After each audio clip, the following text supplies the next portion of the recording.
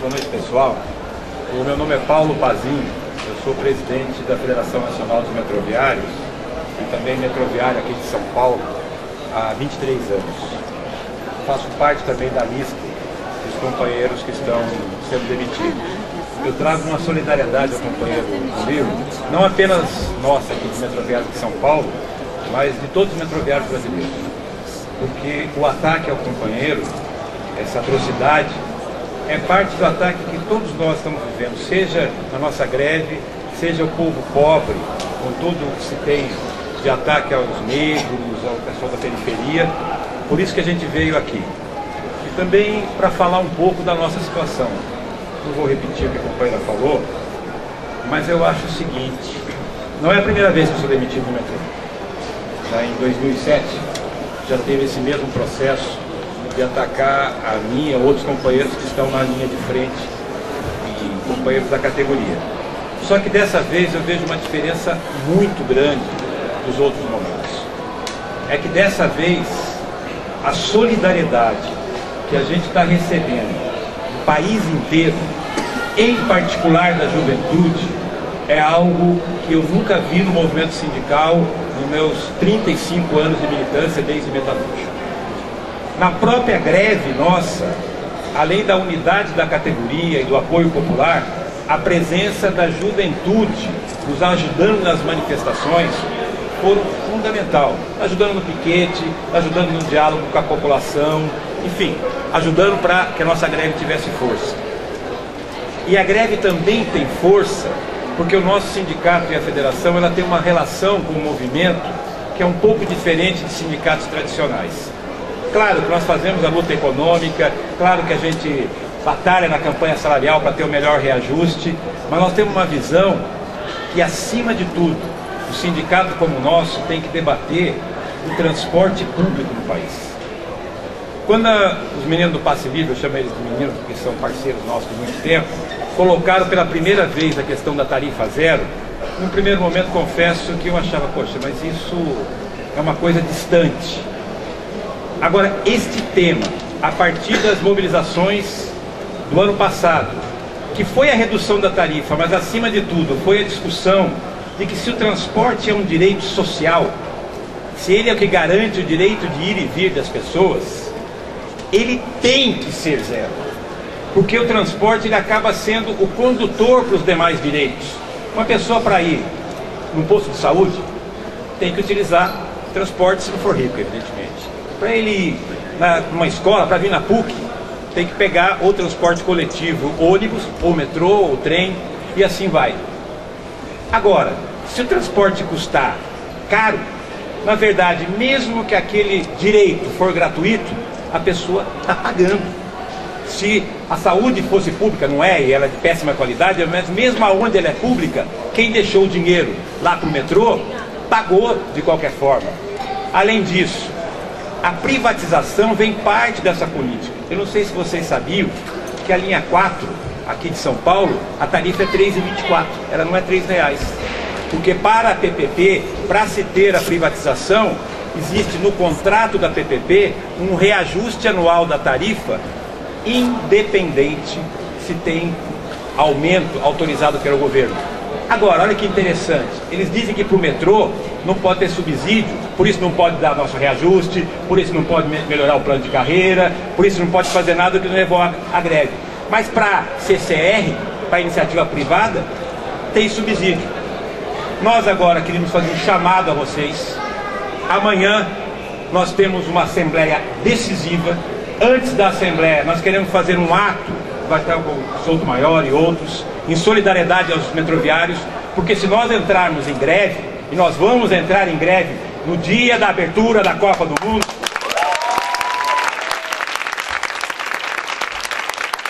evidentemente nós temos a dimensão desse enfrentamento. Hoje, mesmo com o metrô funcionando, tinha estação que tinha tropa de choque lá dentro.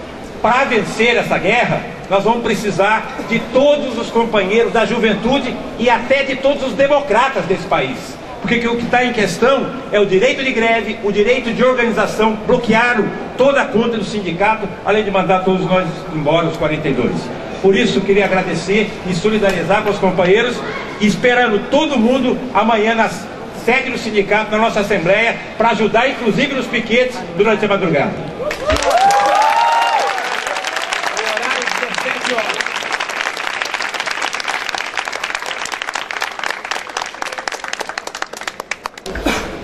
Queria passar agora a palavra para o Massoud, professor de Direito Penal aqui da PUC, também aí da PUC também. Boa noite a todos, a nossa solidariedade ao Murilo. Eu queria dizer que eu estou aqui não como professor da casa, mas representando a Associação dos Professores da PUC, que hoje imposta a sua nova diretoria, e mesmo durante a cerimônia de posse, a diretoria não poderia, a categoria não poderia deixar de ser representada aqui nessa mesa, em solidariedade ao Murilo, aos metroviários e a todos os trabalhadores que têm lutado com muito sacrifício, com muita coragem pelos seus direitos, pelos direitos de outras pessoas, né? Nós vimos aqui na PUC um ataque à organização dos trabalhadores, quando na greve de 2012 uma série de mobilizações resultaram, né, no enfrentamento das instâncias burocráticas dessa universidade, e até outro dia a professora Bia Abramides sofria um processo administrativo que tinha culminado com uma pena de advertência, que nada mais era que a tentativa de humilhar e intimidar a organização dos professores e dos trabalhadores aqui nessa universidade. Eu penso em relação, inclusive, ao que o Pazinho disse, sobre um certo otimismo com o momento que nós vivemos em função de uma solidariedade que nós não observávamos antes. Eu vejo isso também, mas eu acho que a gente vive um momento muito ambíguo.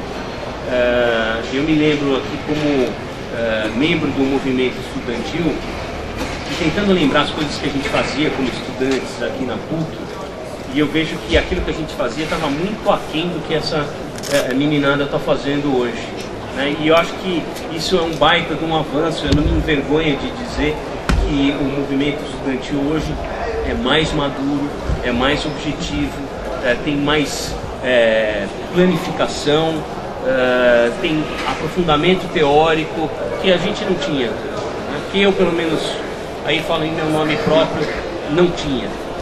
Esse é o lado bom da história, mas tem um lado ruim também, que é a gente observar ataques descarados, né, à organização e à luta dos trabalhadores, dos estudantes, que talvez em épocas aparentemente mais repressivas a gente não observava. Quando que numa Secretaria de Segurança Pública, um aluno branco, né, vamos marcar as coisas como elas são, da PUC, né, ser levado para dentro da Secretaria de Segurança Pública, ter sua roupa tirada, ser massacrado com socos e pontapés. Quer dizer, então nós chegamos a um ponto que o aparelho estatal não disfarça mais, e isso é que é assustador, ele não disfarça mais a cara da violência que ele sempre teve, mas ele parou de disfarçar. E aí eu fico me perguntando qual será o próximo passo, né? Eu fico assustado, de verdade eu fico assustado com isso. Não é minha área, o professor Sotomayor aqui é um professor com P maiúsculo na matéria, mas eu não consigo imaginar que uma reivindicação, que uma greve tenha que seguir como se fosse uma cartilha, né, de alfabetização infantil, quase que pedindo para o patrão: será que eu posso fazer greve? Será que eu posso reivindicar alguma coisa? Greve, organização sindical, pressupõe luta, pressupõe conflito. Uma sociedade democrática não é uma sociedade sem conflito, é uma sociedade que tem condições de administrar minimamente e civilizadamente os seus conflitos. E nós não estamos sabendo administrar os nossos conflitos de maneira democrática, de maneira civilizada, porque a gente simplesmente não respeita mais nada. Eu tenho uma certa dúvida, confesso também, a respeito da amplitude da solidariedade das pessoas. Por onde eu ando, eu escuto muita gente falar mal de greve, que não aguenta mais greve, que não aguenta mais movimento, que não aguenta mais carro de som, que não aguenta mais o trânsito, que não aguenta mais aquilo. E aí, sinceramente, eu não estou tão otimista com as pessoas como outras parecem estar. Está cada um olhando de novo para o seu umbigo. Existe um número crescente de pessoas que estão preocupadas com os direitos dos outros, não só os seus, é verdade. Isso está crescendo. Mas a apatia, a anomia da sociedade vai ao ponto que eu não sei se nós teremos, né, tanta solidariedade assim nos momentos mais difíceis, nos momentos de enfrentamento mais complicados. Porque hoje é o estudante da PUC, quando for o outro trabalhador, o mais anônimo, e aí sem nenhum demérito, viu, Murilo, da sua pessoa, você sabe porque você milita num movimento que tem essa característica, né? A gente sabe que tem um monte de gente invisível que vai continuar invisível. E o que, como professor de Direito Penal aqui da PUC, o que me assusta também é observar que o direito ele é conservador, ele é essencialmente conservador. Ele existe para conservar uma ordem, né, estabelecida, e essa ordem estabelecida é comandada por pessoas que têm poder. O direito está dentro dessa relação, a gente não pode se iludir em relação a isso, o que não quer dizer que a gente não possa fazer mais com o direito do que a gente tem feito. Agora, o direito penal, a panaceia para todos os males do país, ele também é o braço duro da repressão do poder para calar as pessoas, para deixar as pessoas quietinhas em casa, né, dóceis, que não incomodam os outros. Mas reivindicação, greve, se a gente não incomodar, a gente não é ouvido. Essa é a história da luta dos trabalhadores, é a história para ser ouvido, é a história do incômodo. Nós temos que incomodar. Ninguém está dizendo para quebrar a cara do outro, mas se não houver incômodo, não há voz. Se não há voz, não há direito. E onde não tem direito, né, vai sobrar o quê? Vai sobrar direito penal. Direito penal não é para isso, né? Não pode e não deve servir para isso. Então, nessas salas de aula aqui, se tem algum estudante de direito aqui, né, é importante cobrar dentro da sala de aula a discussão do porquê que nós estamos fazendo as coisas do modo como estamos fazendo, e não simplesmente, né, olhar códigos e amanhã sentarmos na cadeira de juízes, promotores, delegados e usar o Código Penal para quê? Para calar a voz do trabalhador, para calar a voz do estudante. Então eu espero que isso seja mais um pequeno passo dado numa direção diferente, numa direção em que as pessoas possam se manifestar livremente, tenham o direito de discordar e tenham o direito de falar na cara dos outros que não concorda, que não atenderá aos reclamos do capital, da Copa do Mundo, onde quer que seja, sem que com isso seja agredida, seja massacrada, seja humilhada, seja intimidada. Então toda a nossa solidariedade da Associação de Professores ao Murilo e aos metroviários. Obrigado.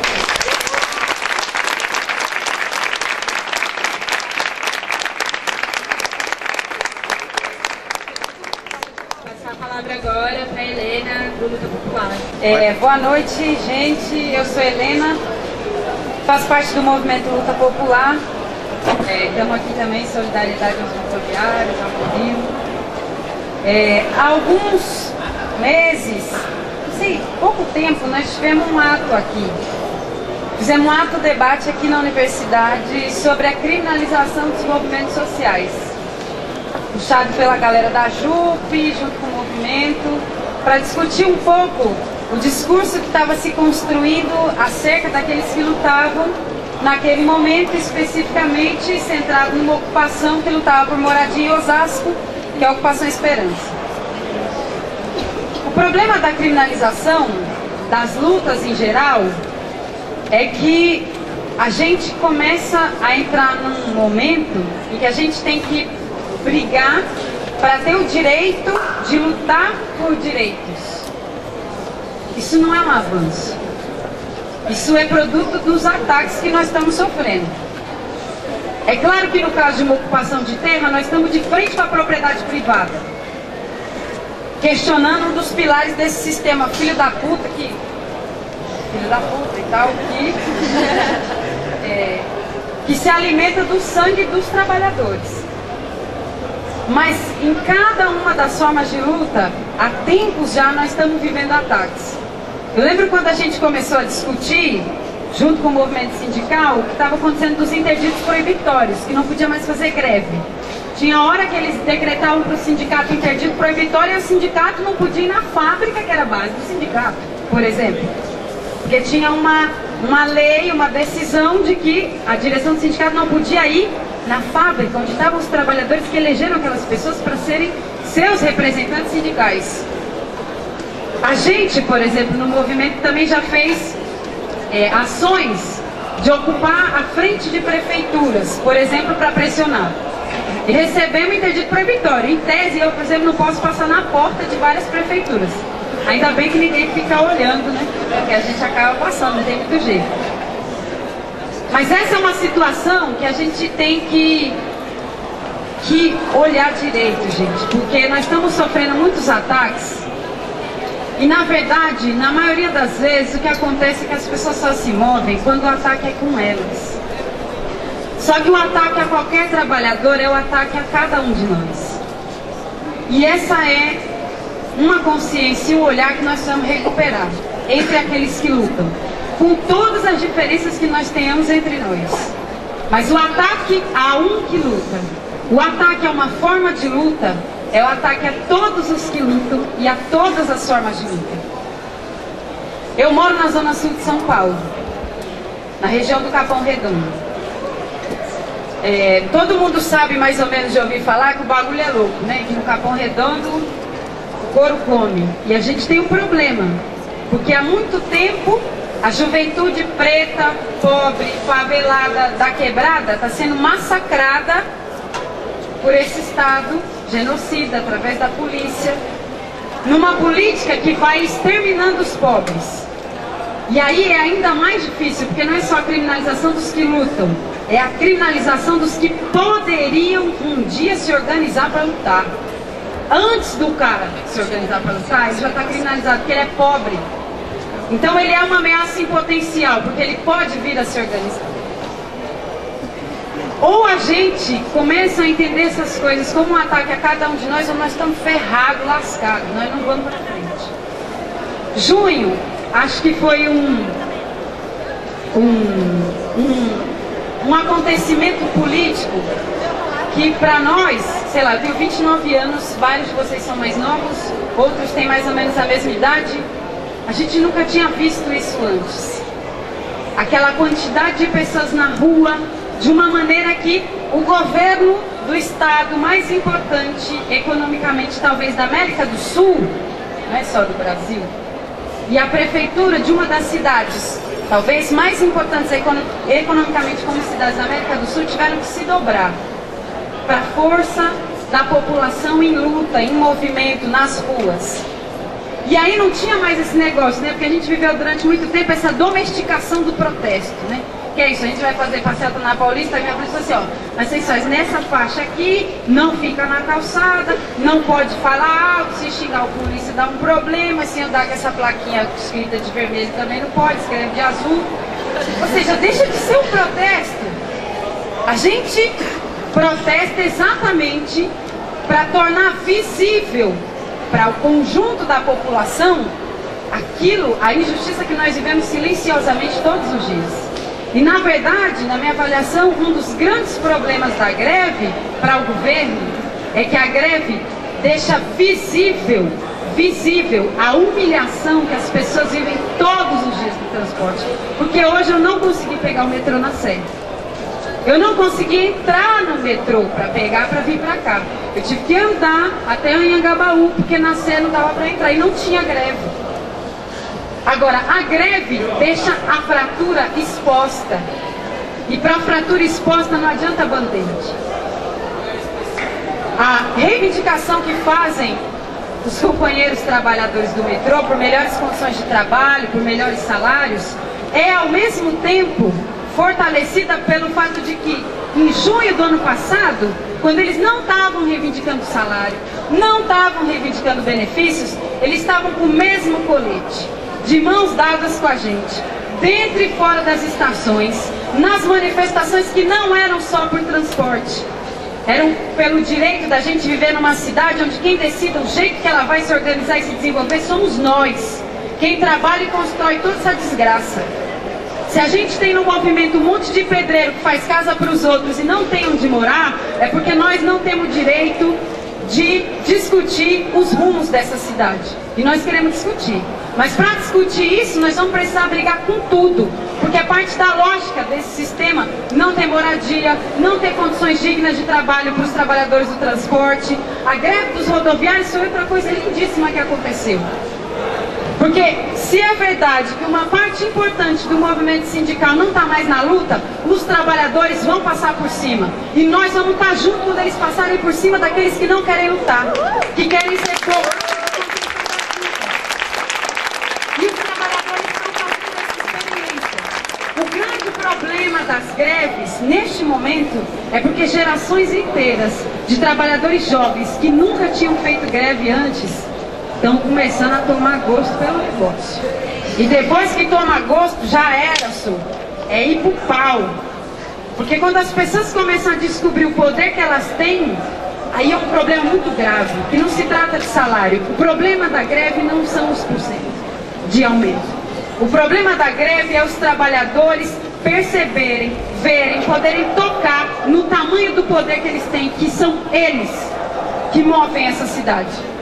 E que sem os trabalhadores, sem nós, que damos todo dia o sangue, o suor e a lágrima para o patrão arrancar nosso couro, pagando pouco. A hora que a gente percebe o poder que a gente tem e a possibilidade que esse poder nos dá para nos colocar diante do projeto deles, para a nossa vida, construir um projeto nosso para a nossa vida, para o mundo, para o Brasil, para a sociedade, esse poder, esse é o problema. Agora, nós vamos, todo mundo tem que ajudar a fazer isso. Não é só quem está na fábrica, não é só quem trabalha no metrô, é quem está na universidade, é quem está nas escolas estaduais de quebrada, sem perspectiva nenhuma de organização, se lascando na mão da polícia todo dia, em cada beco, em cada viela. É quem não tem onde morar e ocupa, é quem não tem onde morar e ainda tem medo de ocupar. Nós vamos ter que disputar isso. E aí, para concluir, camaradas, tem um poeminha que diz assim: primeiro levaram os sindicalistas, mas eu não liguei porque eu não era sindicalista.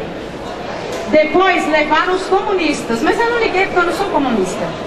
Agora estão me levando, agora já é tarde. Nós não podemos perder tempo, ainda não é tarde. Junho nem começou, a Copa vai abrir com greve. Essa é a marca nova que o Brasil vai ter. É greve, é protesto, é ocupação.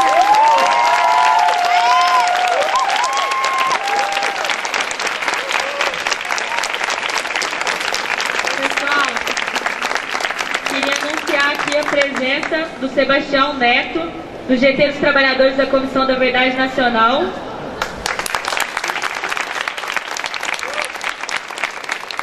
Anunciar também a presença da professora Bia Bremides, professora do Serviço Social da PUC, da diretoria da PUC.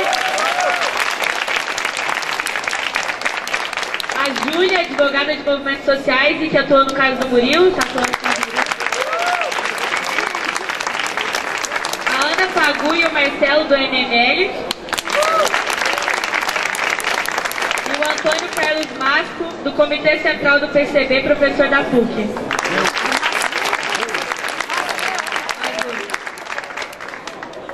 Eu queria passar a palavra agora para o Toninho, que foi o advogado do caso Pinheirinho. Boa noite, companheiras e companheiros. Boa noite aqui para a mesa. Eu queria cumprimentar em especial o Murilo, que por ironia do destino, na calourada desse ano, o Murilo preparou um ato aqui na PUC, ele e outros alunos, e me convidaram para fazer, e o ato era justamente sobre a criminalização do movimento social. Essa é a ironia que o destino traz, e agora o Murilo sofre na pele tudo aquilo que a gente falava lá naquele ato que nós fizemos aqui na calourada desse ano. E queria dizer a vocês, eu sou advogado lá do movimento Peninho, um dos dirigentes lá do movimento Peninho, e dizer a vocês que o modus operandi é exatamente igual ao que aconteceu no Peninho. É esse o modus operandi do governo Alckmin, é a forma como o governo Alckmin faz. E que usa que a polícia militar é uma polícia militar justamente para poder enfrentar o inimigo, e o inimigo é o inimigo interno, não é o inimigo externo, é o inimigo interno. No Peninho usaram uma tática de guerra, que é a tática da saturação, jogando uma bomba em cada casa. Era o que a gente brincava lá, que a minha casa, minha bomba. Tinha uma bomba para cada casa, e usaram essa tática da saturação. Aqui também usa esse tipo de coisa, e essa é a repressão que fizeram com o Murilo, que na verdade é para servir de exemplo para que outros não possam se manifestar. O que fizeram com ele, e vejam só vocês, dentro da Secretaria de Segurança Pública, não foi em qualquer lugar, foi dentro da Secretaria de Segurança Pública, de tirar roupa, que é para poder desmoralizar, é como se faz, como o governo norte-americano faz com os árabes lá em Guantánamo, que é para tirar roupa para poder fazer esse tipo de coisa, e que desmoraliza. E é isso que o governo aqui tem feito, é o mesmo modus operandi que fizeram, é o mesmo o que fizeram inclusive com outro jovem aqui de São Paulo, companheiro Fabrício, que estava numa manifestação, e a polícia, com 3 policiais, cada um com 3 doitão e uma arma fria, que todo mundo sabe que eles usam arma fria também, e a arma que ele tinha era um estilete, que era seu instrumento de trabalho, porque ele trabalhava numa gráfica, e esse menino levou um tiro e perdeu um testículo, e que todo mundo sabe desse caso, e o menino inclusive está muito mal psicologicamente. Essa é a forma que eles agem, e é por isso que nós temos que fazer a campanha e levar a sério a campanha da desmilitarização da Polícia Militar.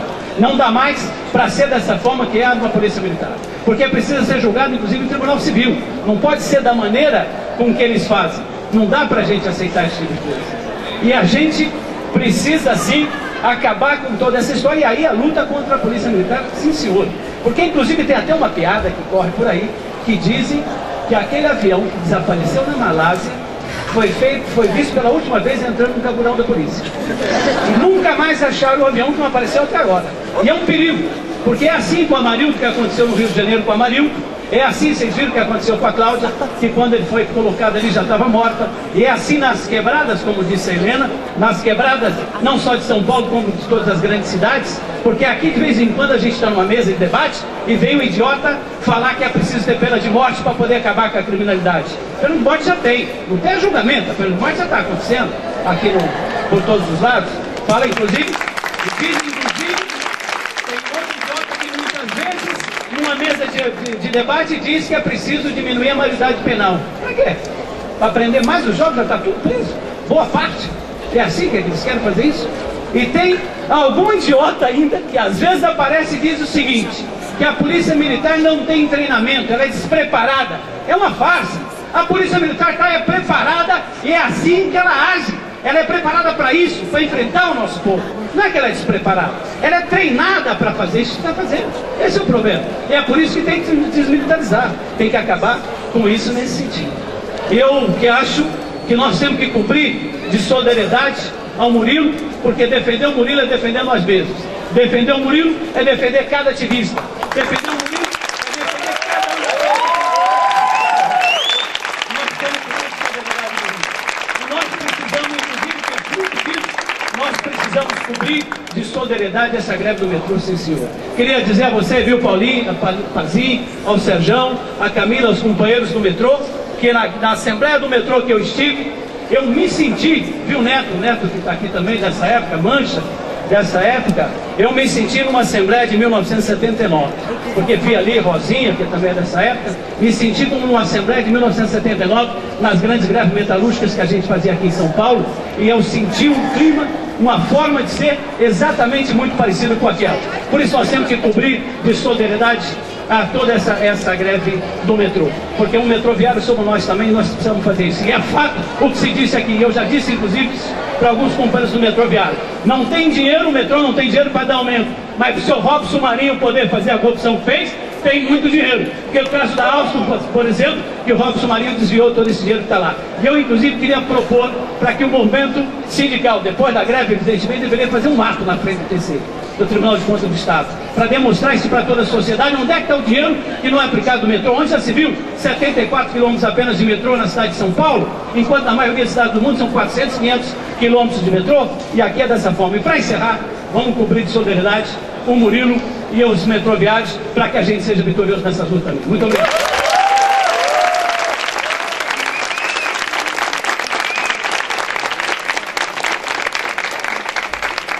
Vou passar a palavra aqui para o Lucas Brito agora.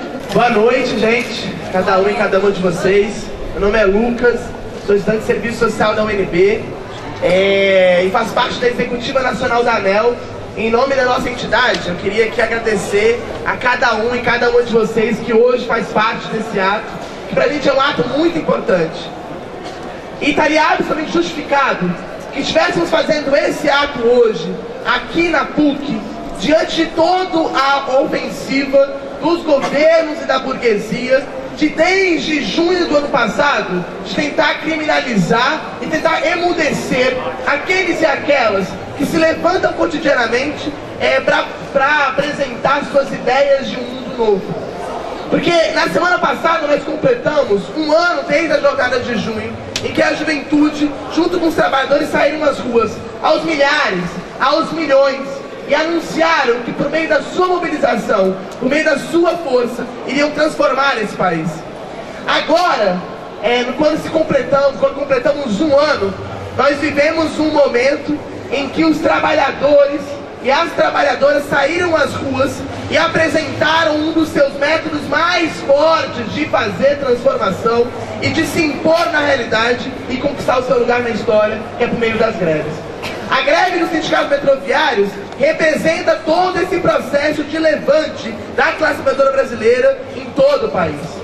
Estaria absolutamente justificado que a gente fizesse esse ato hoje. Estaria justificado esse ato de hoje, porque lá no Rio Grande do Sul, companheiros nossos, como o Matheus Gomes, está sendo processado pela polícia do Tarso Genro e corre o risco cotidiano de ser preso, encarcerado e colocado dentro de uma cela. Estaria justificado fazermos esse ato hoje, porque há 2 semanas, 5 ativistas que lutavam pelo passe livre em Goiânia foram presos e encarcerados. Estaria totalmente legítimo e justificado esse ato de hoje. Porque aqui perto, em Campinas, temos mais de 100 ativistas que hoje também estão sendo processados, porque ocuparam a Câmara de Vereadores, ocuparam aquela que dizem que é a casa do povo, e por isso hoje estão sendo processados e ditos como criminosos. Assim também estaria justificado fazemos esse ato hoje e reunir aqui movimento sindical, movimento estudantil, reunir aqui várias e várias pessoas para lutar contra os processados que se arrastam desde o processo de junho aqui no estado de São Paulo, a mando do Alckmin. Mas está ainda mais justificado esse ato de hoje, porque ao nosso lado, aqui nessa mesa, tem um companheiro que faz parte do dia a dia dessa universidade, mas além de tudo, faz parte do dia a dia da luta dessa cidade, desse país, que foi preso como um preso político e que foi torturado às moldes do que faziam na ditadura militar, aos moldes do que fizeram aqueles que entraram por dentro dessa universidade para incendiar aquele teatro, o Tuca. Portanto, esse ato de hoje está justificado, porque esse ato é nacional, esse ato é histórico, porque aqui estamos dizendo, somos todos unidos, porque a nossa história nos disse, porque somos todos Matheus Gomes, porque somos todos e todas aqueles e aquelas que lutam cotidianamente pelo seu direito constitucional, mas acima de tudo, pelo seu direito humano de apresentar suas ideias, de apresentar suas vontades e seus desejos. E nós temos toda a legitimidade para dizer que lutar, aquilo que nós fazemos cotidianamente, nos organizarmos, não é crime, não é abusivo. Crime é o que acontece todos os dias nesse país e nesse mundo. Porque o que acontece, na verdade, é que cotidianamente os donos do poder, aqueles que estão lá em cima, tentam controlar as nossas ideias. Se utilizam da Globo, se utilizam da Veja, se utilizam das novelas para tentar impor um ritmo para as nossas ideias. Chega um momento em que a Globo, que a Veja, a Folha de São Paulo não conseguem conter nossas ideias. E aí eles partem para se utilizar das bombas, das prisões e de todas as formas de repressão.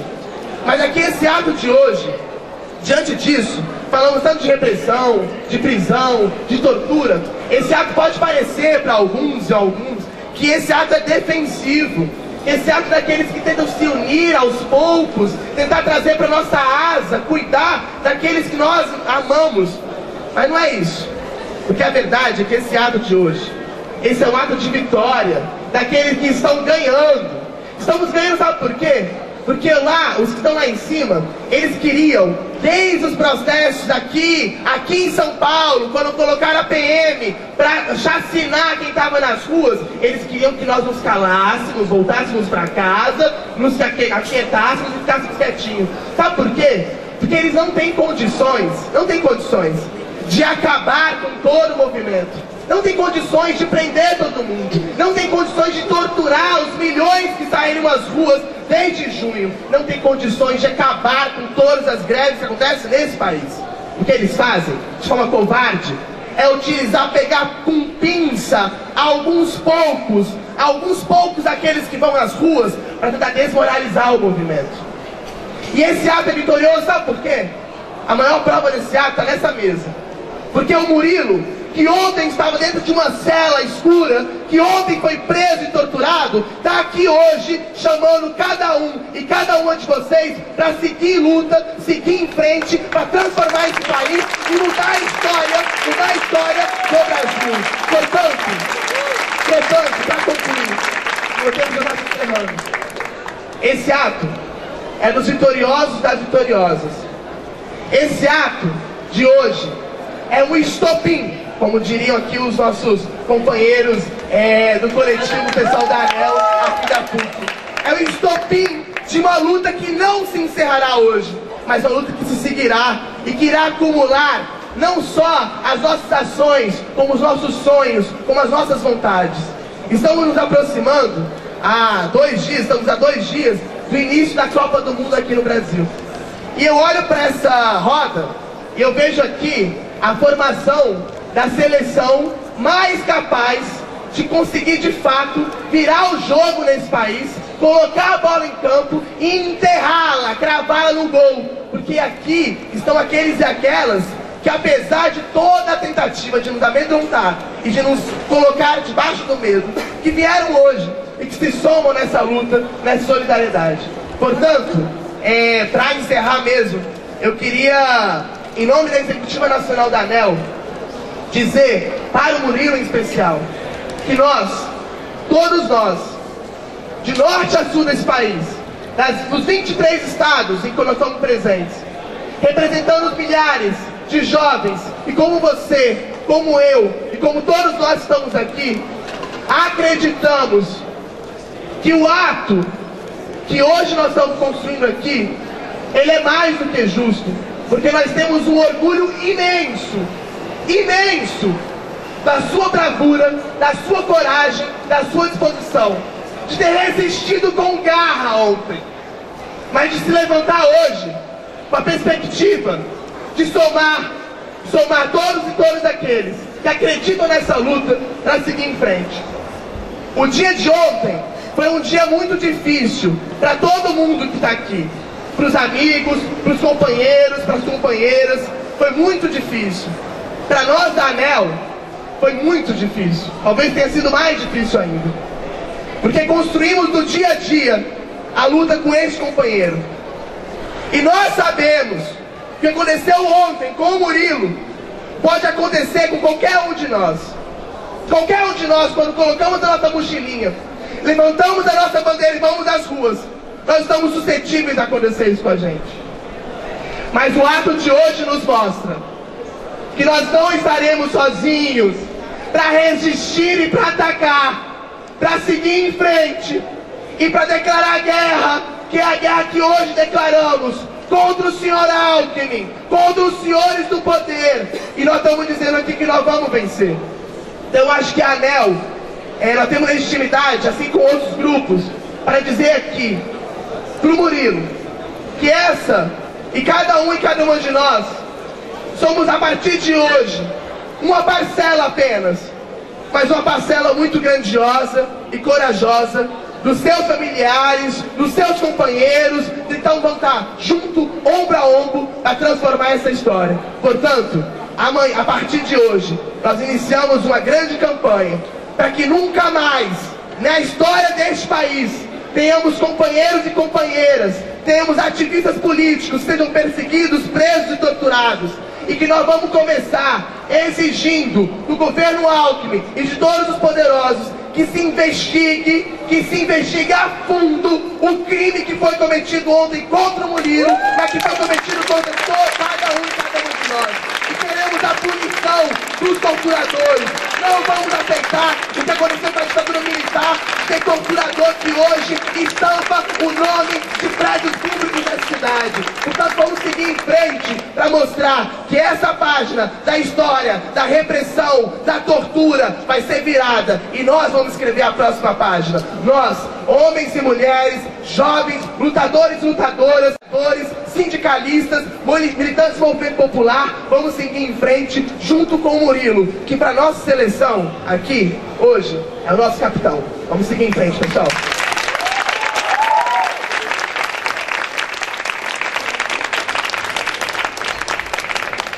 Passo a palavra agora para o Mancha da CSP com Lucas.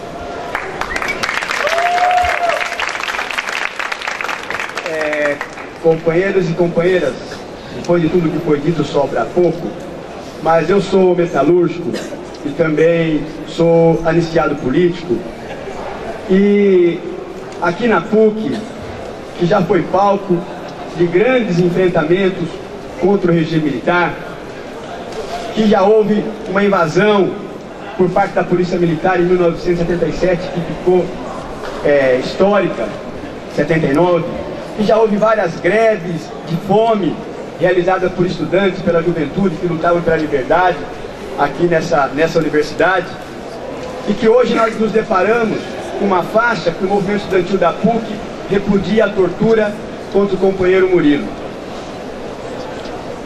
Métodos do regime militar que nesse ano faz 50 anos da sua implantação, que trouxe para o nosso país atraso, miséria, dependência, falta de liberdade, morte, tortura, prisões, e que a força da juventude, e depois aliado com a força dos trabalhadores da classe operária, jogou para fora esse regime militar, que muitos imaginavam que era imbatível, que era impossível de derrotar os militares.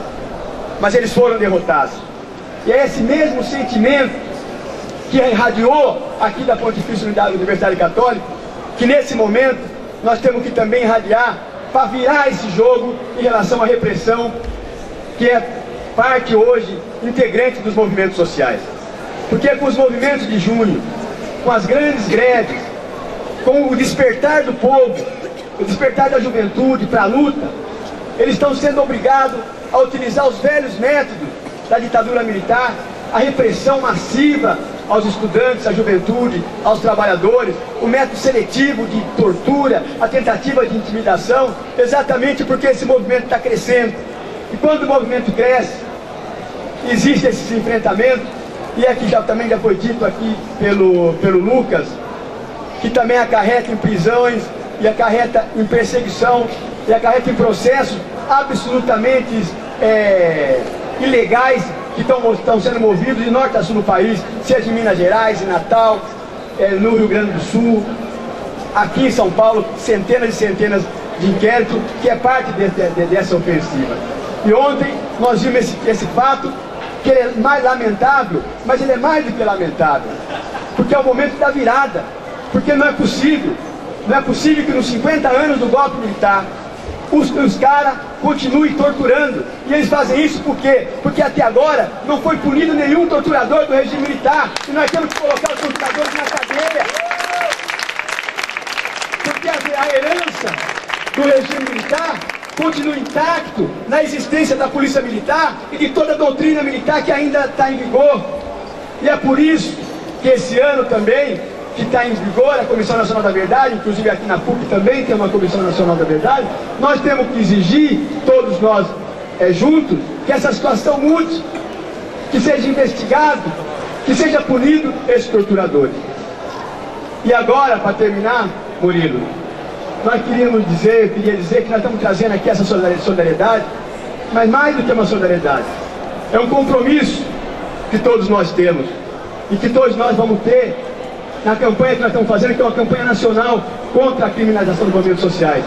mas no teu caso aqui é um compromisso maior, porque não é possível que o governo do Estado, que a Secretaria de Justiça, que o comandante da Polícia Militar não seja responsabilizado por essa ação criminosa que foi feita ontem.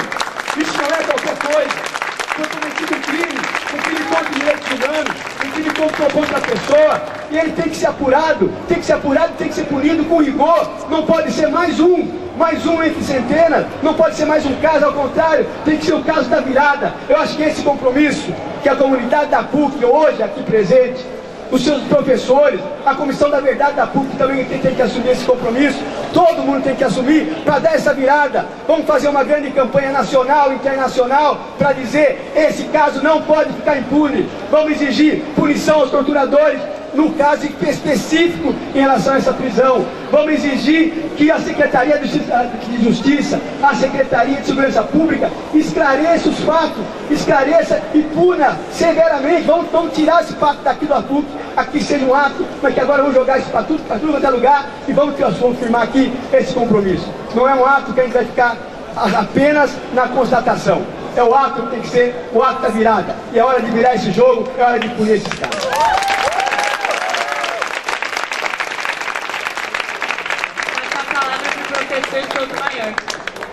O que me traz aqui hoje, por certo, é a dor que eu senti ao ter a notícia do ocorrido com o Murilo.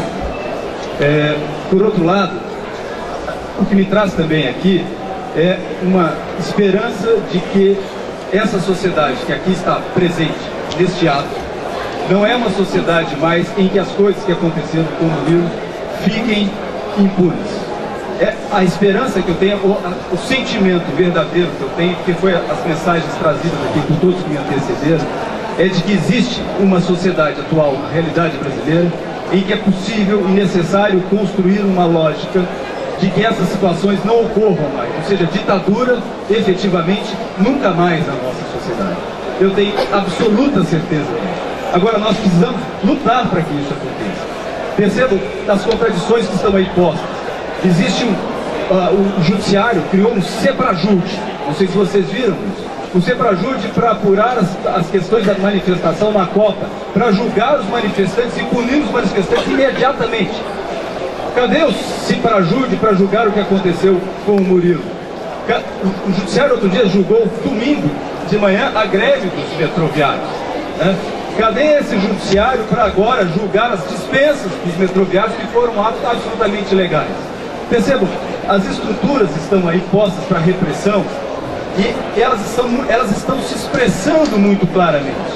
Mas a expressão muito clara delas também nos obriga a estar aqui com a esperança de que essas questões não ficarão impunes. Não podemos, de fato, esperar 50 anos para fazer uma comissão da verdade para apurar o que aconteceu com ele. Percebam, isso tem que ser feito agora, emergencialmente.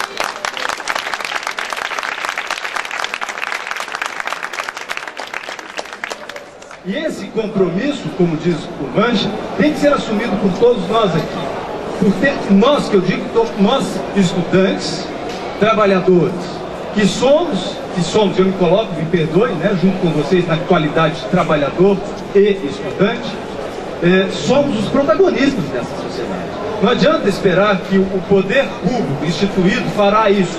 Somos nós que teremos que conduzir esta luta. Por isso este ato é extremamente importante. Por isso que essas falas que foram feitas aqui são aulas importantíssimas, que a faculdade devia estar toda aqui em peso tendo aula do que é efetivamente a vida do direito e do conhecimento, em vez de ficar estudando os pressupostos processuais lá de um processo que nunca chegou.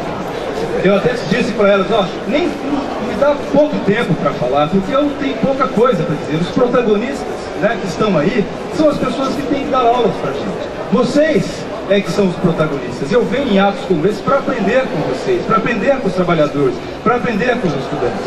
E tenho aprendido muito desde as lutas que estamos implementando lá na USP, já participei das lutas com vocês aqui na PUC, na questão de estudantes, ou seja, são várias lutas com os trabalhadores, estou sempre junto, porque esta é a vida mesmo de uma sociedade, e é o direito atuando em concreto.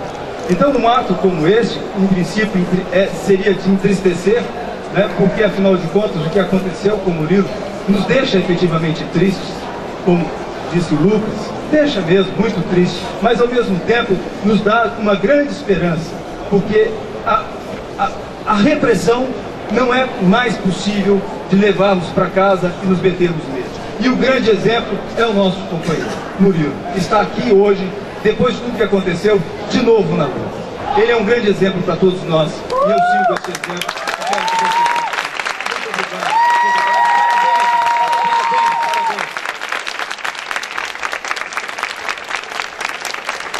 Passo a palavra agora para a Bia Bramides, da diretoria aí da ProPuc. Boa noite a todas e a todos. Boa noite, Murilo. Murilo, você está com quantos anos, Murilo? Quantos? 26. Quando eu estava com 19, eu estou com 65. Então a juventude é esperança, mas os lutadores com 65 continuam na luta. Radical nessa sociedade. Lá atrás, Murilo, também tivemos companheiros mortos na ditadura. Tivemos companheiros e companheiras que foram reprimidos. E que a gente, eu também ontem, em casa, quando soube de você, Murilo, fiquei também muito triste e muito mexida, tanto que agora estamos lá na nossa posse, mas a gente está aqui, metade da diretoria e metade lá, porque não dá para estar lá se a gente não estiver aqui, coletivamente, nesse ato. E a Comissão da Verdade, ela não pode pensar só no passado, porque a ditadura permanece. O esquema da ditadura está presente nas comissões todas e a polícia com o mesmo sistema. Nós temos hoje sendo assassinados os trabalhadores do campo, os militantes ameaçados de morte. Nós estamos tendo também os trabalhadores sem teto, os trabalhadores sem terra, os jovens, os amarildos, as Cláudias e os Murilos. Nós não podemos nos calar. Essa universidade tem que ser uma universidade voltada para a sua função social, para as questões que dizem respeito do cotidiano, da vida, da maioria da população desse país. O direito à educação, o direito à saúde, a gratuidade do transporte, o direito à vida, o direito a ter direitos, como dizia a Helena. Quem é que chega na universidade nesse país cada vez mais? Uma universidade privatizada, uma universidade cujo recurso vai para a universidade privada em detrimento da universidade pública.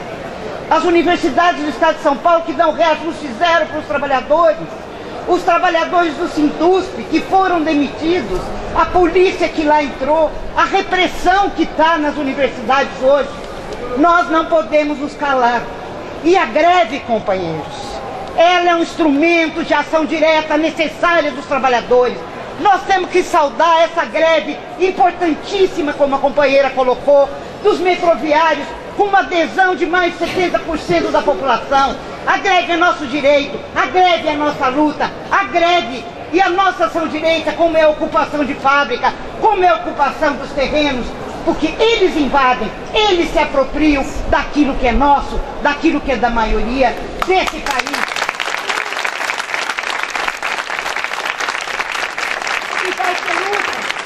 E a luta continua. Ela começou lá atrás, ela continua, ela teve junho, ela teve agora. Este ano nós estamos tendo mais greves desde 99, isso é importante que se fale sobre essa questão. Por quê? Porque são reajustes zero, porque são precarizações das relações de trabalho, porque cada vez mais é sem carteira assinada, porque cada vez mais é dividir a classe trabalhadora, fragmentando, destituindo dos seus direitos que foram conquistas históricas. Então, quando o companheiro levanta e fala que lembrou de 79, eu também me lembro, porque eu fui da condução da CUT, lá atrás, quando a CUT não era estadista e governista, quando a CUT era organizada pela luta, pela base, pelos trabalhadores. E esse sentido é fundamental para a organização autônoma, independente, classista dos trabalhadores. Eu vou agora ter que sair, porque tenho que ir lá para a posse, Mas eu não queria sair antes de dizer o seguinte: vamos fazer um comitê aqui na PUC contra a criminalização do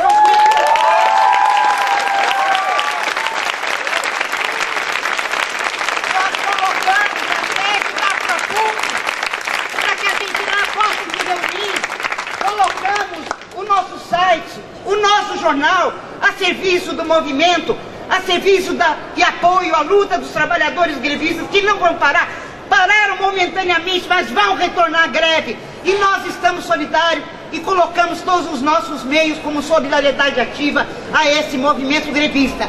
Formemos esse comitê e digamos numa só voz: